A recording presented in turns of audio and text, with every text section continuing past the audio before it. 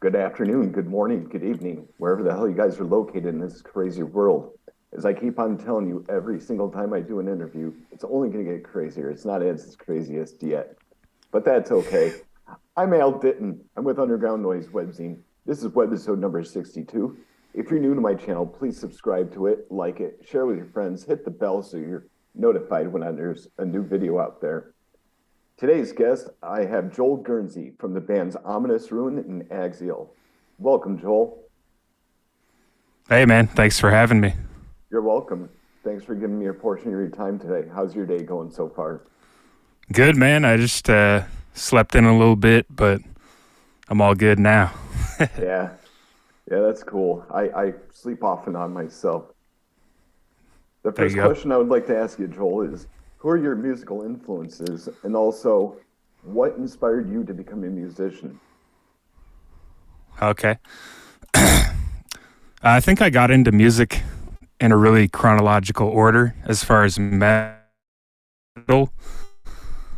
I kind of started off with the early stuff like Metallica and Megadeth and Creator. A couple, kind of the basic bare bones, like originators of thrash metal. Even AC/DC back in the day, just hearing that kind of stuff on the radio. And then eventually I heard a couple bands that used harsh vocals, which I was new to at the time. I was maybe in high school, and I heard Children of Bodom from Finland, and those guys are shredding, and I was just like, man, this is awesome. I had to get used to the harsh vocals at first. I was like 13, but eventually I got into them and like Lamb of God and like In Flames and bands like that, kind of more on the melodic side. And I kind of took the journey into a little bit more extreme stuff. I started listening to Cryptopsy and Dying Fetus, a couple Decapitated, a couple other extreme bands, Dimmu Borgir as well. I really like symphonic stuff a lot. So just hearing that, the evolution of metal, kind of inspired me to be like, oh, what's next? Like, started listening to Meshuggah. That's one of my favorite bands, and just kind of bands who pushed the boundaries of extreme music, whether it was rhythmically or music theory-wise, technicality, songwriting. Like, I could respect any well-honed musical aspect. Like, it doesn't have to be all technical. It doesn't have to be all crazy. Like, I can listen to thrash metal still and get down with that kind of stuff, as long as it's, I guess, good songwriting. Because I feel like when you hear a song and it's good, it's immediately apparent that it's good. You're just like, oh, wow, this is great music. And there's usually reasons X, Y, Z that it is good, but that could be a whole myriad of things. And I guess I kind of got into music. Both my brothers played in punk rock bands back in the day in the Bay Area, and they're both older than me, so I'd hear them rehearsing in the garage, and I'd just be like, oh, damn, I kind of want to play music too. I was kind of a lot younger than them. And then my dad also played guitar, so there'd always be guitars laying around the house that I would pick up and just kind of strum around on. So I think I started playing guitar when I was around like 9 years old.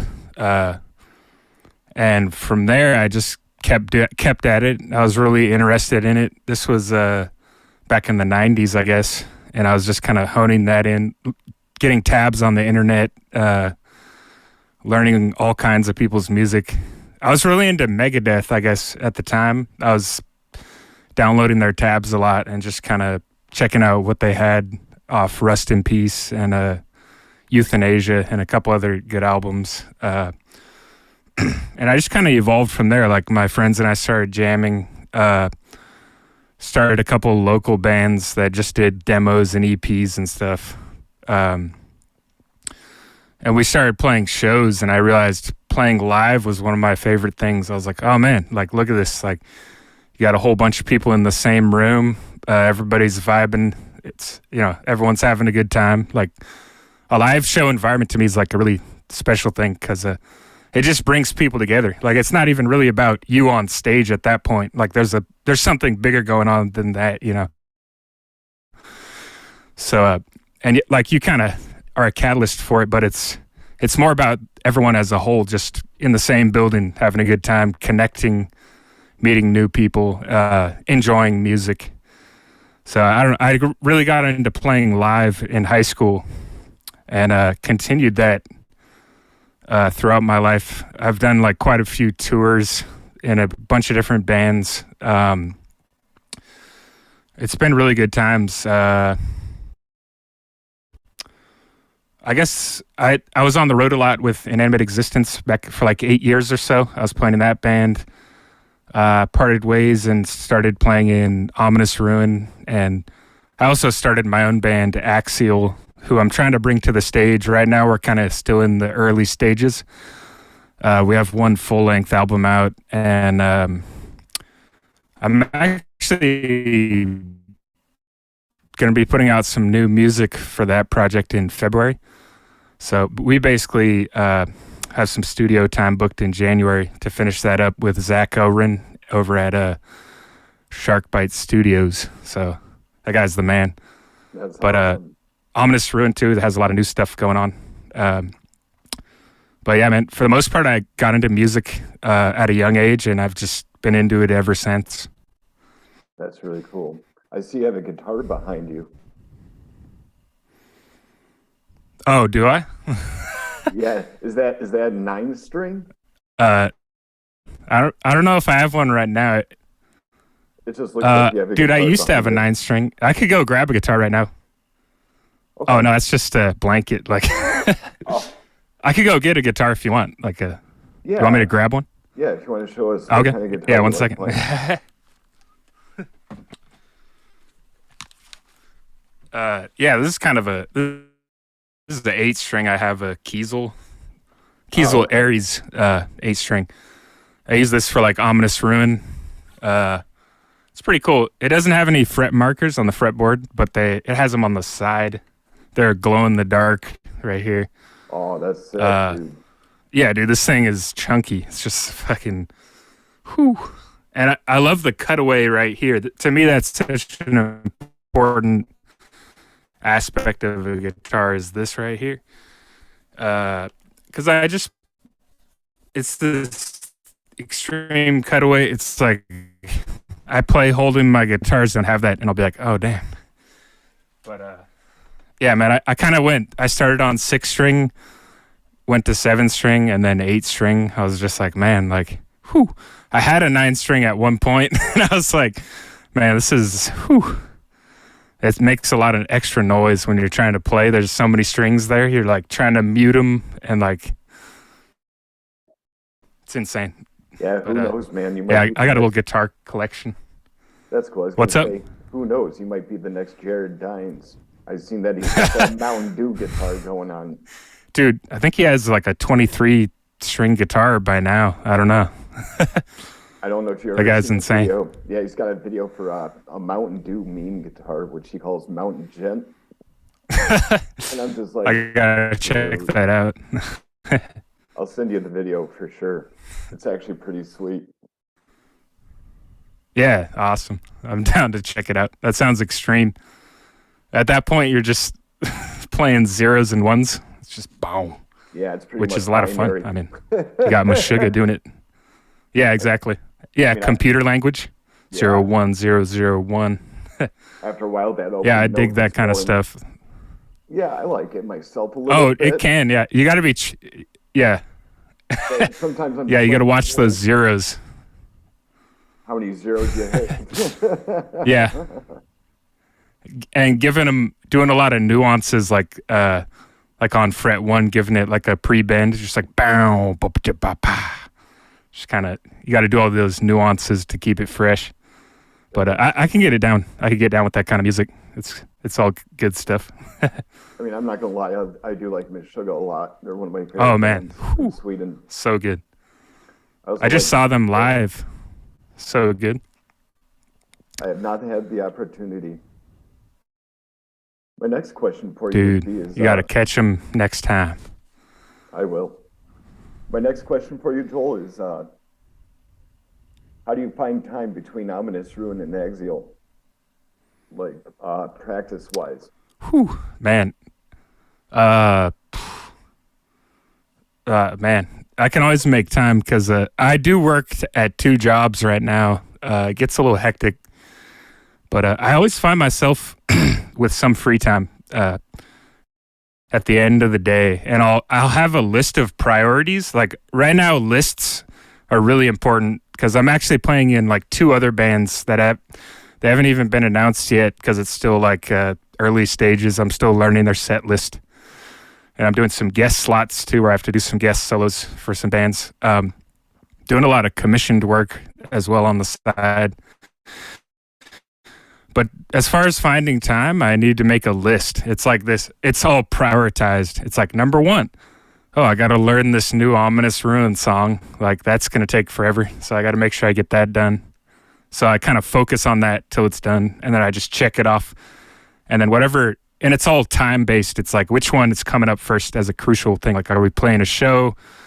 Are they expecting me to know it at rehearsal? Are they expecting me to have it down, next week? Do I need to really grind on it? Like, how high of a priority is it on the scale of time? So, and then I'll just be like, once I finish that, I'll be like, I'll look at the next thing. Like, oh, I got to record this guest solo. The guy's expecting it by March of 2023, so I might as well get started on that.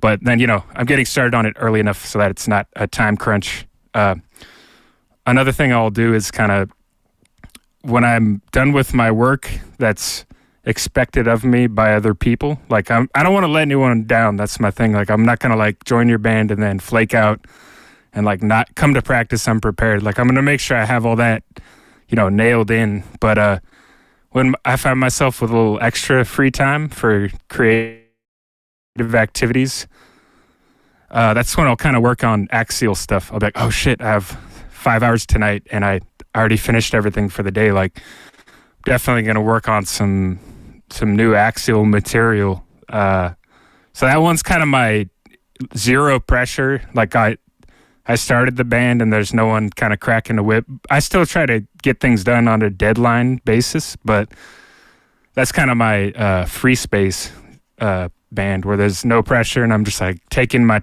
time. Like I'll take however many years I need to make a song how I want it to be. And it's just an important thing to have your own project in your back pocket that you can always go back to, I think, because you never know what can happen with bands. So sometimes it's unexpected, so you got to make sure you have like a backup plan at all times. Like, okay, if that doesn't work out, I'll always have my own project. So I kind of just, like I was saying, I make time for it by prioritizing lists in Google Documents, and I'll just kind of highlight things as I get them finished. That's really cool. I like that answer a lot. Now, oh yeah, got to stay organized. Now, speaking of deadlines, when it comes to deadlines, is it the record label's idea to have a deadline before you guys have like a single or an album out, or is that on the musician? It kind of depends, actually. I have a lot of the time it's on the musicians, but sometimes you can create a deadline. Like if you tell a record label, like, hey, we're going to have our stuff done in February, they're going to be like, okay, we'll start getting ready for that. And then all of a sudden you're held accountable, like, oh, where is it? So I have been in a time crunch before in previous bands where we're like, we got to get this done. We need 3 more songs, which is great. I actually think deadlines are great because, I mean, it's easy to get comfortable and take your time. But you get a whole different product going on when you're just grinding on it, just like, oh, I got to get this done, And you're just every night writing riffs, recording riffs. The record label kind of holds them accountable as well because they're the one usually paying for it. They're like, oh, we're going to give you this amount of money and you already booked studio time, So I guess you have to hold yourself accountable, and also the record label holds you accountable. So yeah, it's kind of all parties are in on it. And like I was saying with my own project, right now we're unsigned, so it's all just me for Axial going, okay, and this drummer I'm working with as well. So we're just both kind of hitting each other up, being like, "Hey, you think you could send me the track? I'm trying to work on this and that." So yeah, it's kind of a mixture of everyone pushing themselves to make sure the product comes out right. That's awesome. What tuning do you like to play in? Like, would you say standard tuning for guitars? Or Oh man. some people have odd tuning So for out there. 7-string, yeah, dude. So on 7-string, I enjoy drop A the most.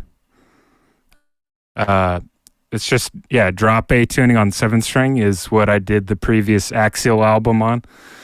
But the new stuff I'm working on is in drop F sharp on 8-string guitar. So it's super heavy. But I'm keeping it fresh with the riffs. I'm trying to, throw in all my influences on that kind of stuff. So yeah, I really like drop F sharp on 8-string guitar, and also G sharp standard is what I play in the most, probably on 8-string guitar. And that's a really fun tuning. That's the tuning Ominous Ruin's in, and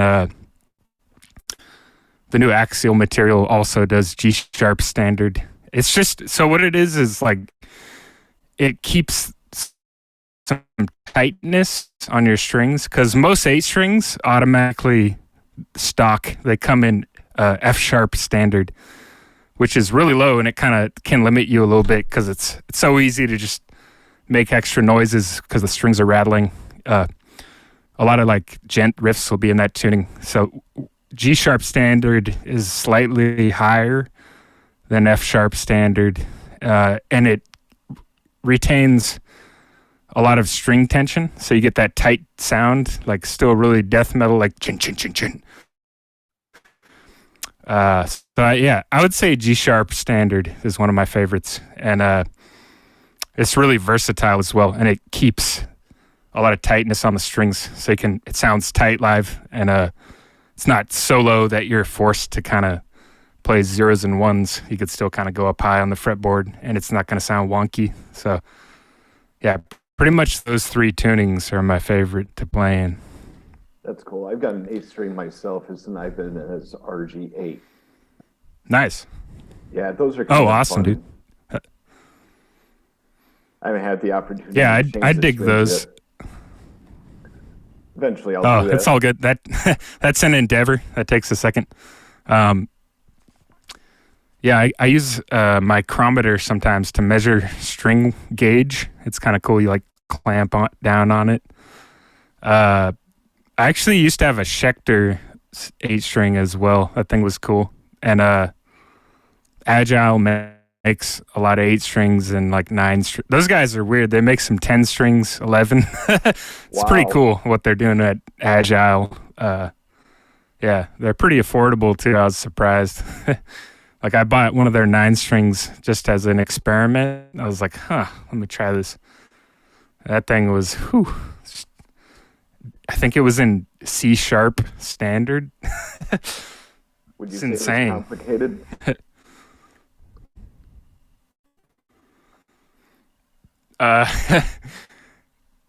Yeah. I mean, it was complicated in that it was concise because there's so many strings. Like as soon as you bump a string on accident, you hear just like extra rattling noises. It was pretty complicated. I think it's cool though. I think it'd be fun to move to a 9-string at some point in the future. I'd probably get a Kiesel though because their craftsmanship is really good. And they have been making 9 strings over at Kiesel lately. So I'm like, oh, okay. Maybe someone did it right. So I'll have to check that out maybe on a future album. That'd be fun. Yeah, I'll have to check out their guitars too, because I'm not familiar with that brand. Oh, Kiesel? Yeah. Oh, man. I think it's a game changer, that company. Man, they're so good. I hadn't played one until about 2019 or 20. And it was just a game changer. I picked it up. It was so comfortable. It was like easier to play because it was built so well. I was like, man, what? This is insane. I'm used to Agile and Legator as well. I actually like Legator too. They make some cool stuff. a little more intermittent on craftsmanship. Like it's hit or miss sometimes. Like you'll buy something and get it and be like, oh no, got to send this back. But I have 2 of their 7 strings that I really like. So they do good stuff over the Legator as well. But the Kiesel though, that's the next level. And it's kind of you get what you pay for. So if you drop a couple $1,000s on a Kiesel, it's like you'll never ever have to buy another guitar after that. You're like, this is it. I found it. You know, most guitar players, including myself, they go on an infinite journey of like, oh, I need to find the guitar. Like, which one is it? Is it this one, this one, this one? Oh, I got to sell this one. It's not this one. So this one goes out of tune. But it's like with Kiesel, you buy it and you're like, what? Like, they did it. This thing's awesome. So I just have a Kiesel 7 and 8 string. So I'm pretty stoked on their stuff. That's awesome. Which is crazy. Yeah, it's amazing. I've got a BC Rich Warlock in my bedroom. It's a Kerry King Warlock, actually. Dude, I always wanted one of those. Those are, I like the Beast, the BC Rich Beast. Yeah. Like that one too is just like a monster. It's insane. Yeah, I don't even know. Whew. The Kerry King Warlock, I just fell in love with it when I saw it at the Guitar Center. I bought it from in Albuquerque when I was living out in New Mexico, and I was like, oh, that's the guitar I want right there. So nice. I grabbed it, and I'm just like, I want this one, guys. Dude. So they brought me back. That was in box. And dude. Eventually, the volume nice. had fallen off, so I had to get that repaired. But I string my own guitar. So, but when it comes in an 8-string and higher, man, a little bit lower, I'm just like, forget it. 7-string and 8-string guitars, I need somebody else to string this for me. It can be complicated after a while because you poke your fingers sometimes. You're just like, that's cool, man. And drop. Oh, totally. Man, sometimes I worry about my eyeball when I'm restringing. I'm like, is this thing gonna like break and be like, and just fucking lacerate my retina? Like, yeah. But I know a lot of good guitarists played BC. I mean, Diego from Disgorge, he plays BC Rich. And he rips on that thing, man. Like, yeah, you got Kerry King, a lot of good guitar players, man. BC Rich is nice. They have some cool stuff. Yeah, Chuck Schuldiner, rest in peace. He played with a BC Rich too. I'm not sure exactly what kind of BC Rich it was. Oh, totally, yeah. I think it was an Ironbird or similar to that. Maybe it was. I don't know. Yeah. Oh, I think it was. It was, yeah. It had that like cutaway thing. Yeah, man, that guy shreds. Whew, I can't believe, how old was he? Like 30? He made it to 33 or something. Like, yeah, in that time he put out so much music. It's insane. Like, even with Control Denied and Death, like, man, that guy's catalog is so impressive. It's really just something to strive for. It's like, just keep grinding. Like, just let go of distractions and just work on your music, perfect your craft. Like, he's like an example of that. It's insane. Yeah, it's kind of like Napalm Death and Vader. Both of them have 75 albums each. I mean, it's a bit of an exaggeration. Dude, yeah. Vader, man. Yeah, 75. Maybe combined 75 albums. Dude, yeah, Vader's amazing, dude. I love that band. Like, I've seen them live 2 times maybe. And just, they're so good. They got that Polish blast going on. Just I don't know. There's something, my friends and I call it the Vader blast. It's just such a I don't know how to explain it. It's just a powerful sound. Just yeah. Really like De Profundis, that album. Yeah, that kind of stuff. Such a good band. Yeah. I've always been into Vader for sure. They do that tremolo picking. That's just insane. Just they'll have a whole song that's tremolo picking. I'm like, man, these guys are savage. I got to listen to Ominous Ruin a few days ago, and I was very impressed with your guys' music. What I'm wondering is, do you have... Oh, dude, that band, dude. Our vocalist, Adam, he's actually the founder of the band. He founded it such a long time ago. He writes the lyrics and does vocals, and he's an amazing, talented musician. It's crazy. Adam is a beast on vocals. Live, we did our first U.S. West Coast tour in August of this year with Aetherius and Illusinus and Ominous Ruin. It was such a good tour. Like, that guy, yeah. Everyone always says good stuff about Adam. He's insane. He's just like got the gutturals. He makes crazy like animal sounds where you're just like, what? And then there's so many cool effects he uses live. Just like he'll play his vocals in reverse. The guy's a beast. And he's the founder of Ominous Ruin. So shout out to that guy. He's pretty cool, man. Right. Really fun touring with him. And yeah, we're looking to tour in like twice in 2023. So that's coming up eventually.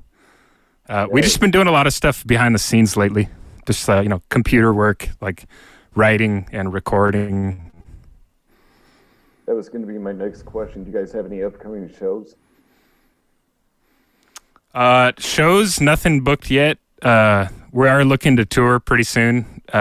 We started working with a new management company that I can't even really talk about yet, but that's going to be exciting. We've been meeting with them here and there. Where they're like, oh, we want to send you to, the UK. We want to send you guys here. So we want to get you guys on this tour, that tour, this festival. We're like, okay, cool. So that's pretty sweet. What we do have is a new album coming out pretty soon, hopefully by May. Right now we're scheduled at Rapture Recording Studio to record the drums in February. It's a 9-song album. It's pretty insane, man. We've been collaborating on it a lot, just sending songs back and forth. It's really good. It's gonna be an insane tech death album with a lot of sick elements. For the most part, it's gonna have the same elements that made Ominous Ruin good on the first album, and it's just gonna be even more of that. A lot of sick guitar solos and riffs. Some slow songs, which is crazy. Like, we don't really do slow songs, but there's like 1 or 2 slow songs on this album that are just really crushingly heavy. Because, I don't know, we just, live, it's nice to mix up your BPMs a little bit and just be like, oh, let's go 300 BPM and then let's go, 106. How about that? So that's going to be out middle of next year. Pretty excited about that one. That's really cool, man. Well, let's see. You got 8.5 minutes left here. I still have to upgrade my Zoom. Cool. Eventually. Oh, you're good. But do you have any last words for Underground Noise Webzine, Joel? Oh, yeah, man. I really appreciate you guys hitting me up because it's always fun to chop it up about music. And it's pretty cool what you guys are doing. I was watching some of the other interviews and I was like, oh, damn, there's Terrence from Suffocation, and you interviewed Anthony from Odious Mortem. I was like, oh, damn, yeah. That guy's a good friend. I was on Cowboy Death a couple months ago. Those guys are super cool. But it's great what you're doing, man, getting people's stories. Because, it is underground music. Like, people, you're not going to see this in, the newspaper. You're not going to see this on MTV, if that even still exists. It's not even MTV and I feel like, anymore. Yeah. It's great to have a voice for the underground because these guys are working really hard, and it's like pretty cool to get some feedback and like get to tell your story a little bit and chop it up about the music that you love. So it's really cool what you guys are doing over at the Webzine. And other than that, I mean, just be on the lookout. New Ominous Ruins coming next year. Some new Axial in February, and then I'm gonna working with 2 other bands as well that I'll announce pretty soon. So you can always find us on social media and all that fun stuff. But yeah, man, thanks for supporting the underground. Hey, I say it all the time. Well, people, man, it's important. Absolutely. Well, everybody, this was Webisode number 62. Don't forget to subscribe, support Joel and his bands Axial and Ominous Ruin. Support Underground Noise Webzine, support your local music scene, support everybody, even if you don't like them. That's a good way to say it. Yeah. But thanks again for a portion of your time today, Joel. I really appreciate it. Oh, thank you. It's awesome. I appreciate your kind words, man. Yeah, thanks, man. You're welcome.